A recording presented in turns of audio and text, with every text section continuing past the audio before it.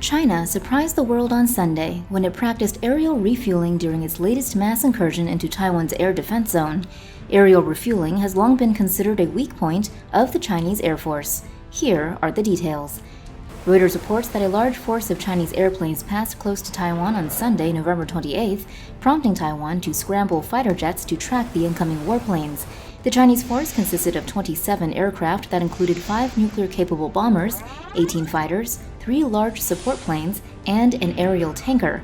The aerial tanker was significant as it was the first time that China practiced a refueling mission in Taiwan's air defense identification zone. 12 of the fighter jets flew patterns around the southwest corner of Taiwan's air defense zone, just to the northeast of the Dongsha Islands, while the remaining aircraft flew in a large V pattern from the southwest corner of the zone to the southeast corner and back. China has recently greatly increased its pressure on Taiwan's defenses, sending a total of 149 warplanes into the democratically governed country's air defense zone in only the first 4 days of October.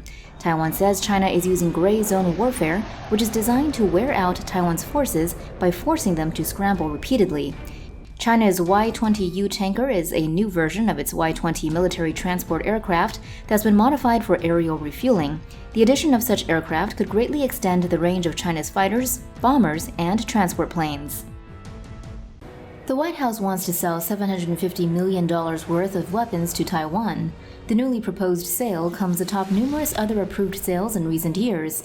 These include dozens of F-16 fighter jets, ship-killer missiles, long-range land attack missiles, and aircraft-mounted reconnaissance sensors. Here are the details. Bloomberg News reports that the Biden administration has notified Congress of a proposal to sell $750 million worth of weapons to Taiwan. Included in the proposal's sale are 40 self-propelled M109 artillery units, a number of other armored vehicles, machine guns, and almost 1,600 kits to convert standard artillery shells into smart weapons that can steer themselves toward targets. The U.S. State Department says the sale of self-propelled artillery vehicles, known as howitzers, would contribute to the modernization of Taiwan's howitzer fleet, strengthening its self-defense capabilities to meet current and future threats. When teamed with the 1,700 GPS kits for artillery shells, the mobile howitzers would be able to deploy quickly all over Taiwan and fire guided shells with high accuracy at incoming ships and invasion forces. The State Department added that, in addition to enhancing the Taiwanese military's capabilities, the weapons would also enhance its interoperability with the U.S. and other allies. The proposal, brought forth under the State Department's Foreign Ministry Sales Program, will require the approval of Congress, where Democrats and Republicans have in the past united around the need for American support for Taiwan. The Trump administration will seek to sell Taiwan at least 5 and possibly 7 advanced weapon systems, according to recent reports by Reuters and the New York Times. Here is what you need to know.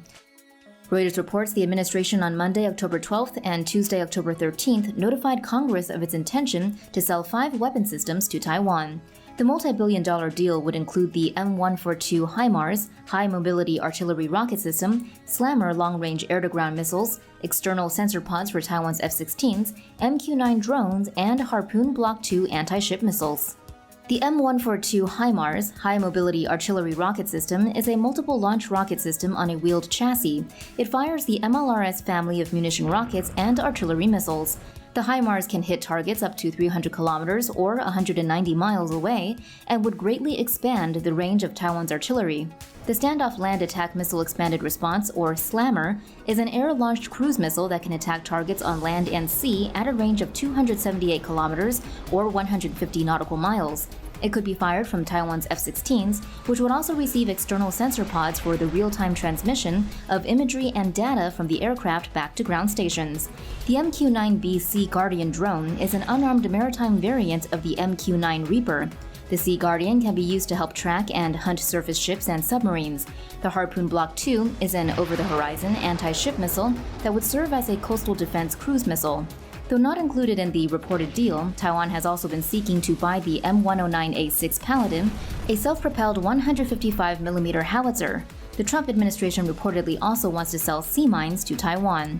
Under the Taiwan Relations Act passed by Congress in 1979, the U.S. is committed to providing self-defense weapons to the country. The news has outraged China, which covets Taiwan, and says it will one day take over by force if necessary.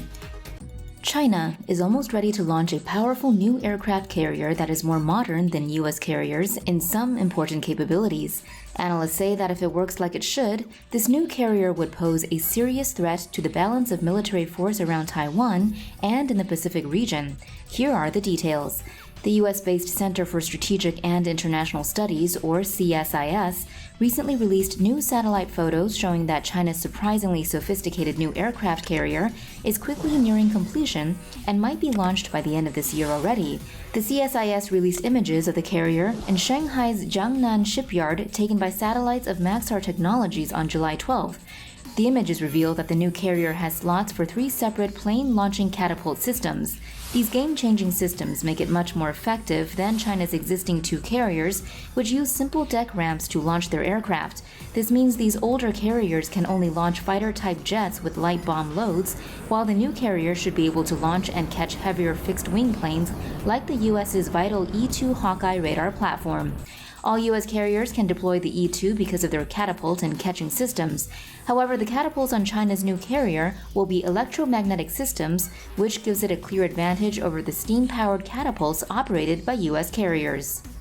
Only one U.S. carrier, the USS Gerald R. Ford, fields such an electromagnetic catapult system, but analysts say these are the catapults of the future because they require less manpower to operate and maintain. They also put less stress on the airframes of the planes they catapult, and they don't require huge reservoirs of fresh water to be carried by the ship. Newsweek reports that China is increasing its pressure on Taiwan and the Biden administration with an aggressive new tactic. Taiwan's military showed that on March 29th, 10 Chinese warplanes invaded Taiwanese airspace to the island's south and west, while Japan reports that another 2 Chinese planes cut through its southern airspace to skirt Taiwan's eastern airspace.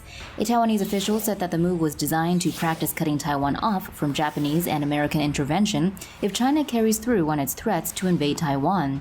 This latest incursion saw 4 Chinese J-16 fighters and 4 J-10 fighters entering Taiwan's air defense zone in the southeast, together with a KJ-500 control plane. A Y-8 anti-submarine plane was also tracked flying all the way from the southeast to the southwest of the zone. Japan also tracked 2 Chinese Y-9 planes, one of which turned to fly along the eastern border of Taiwan's air defense zone. For more news animations and explainers, hit the subscribe and bell button to join the TomoNews family. Thanks for watching.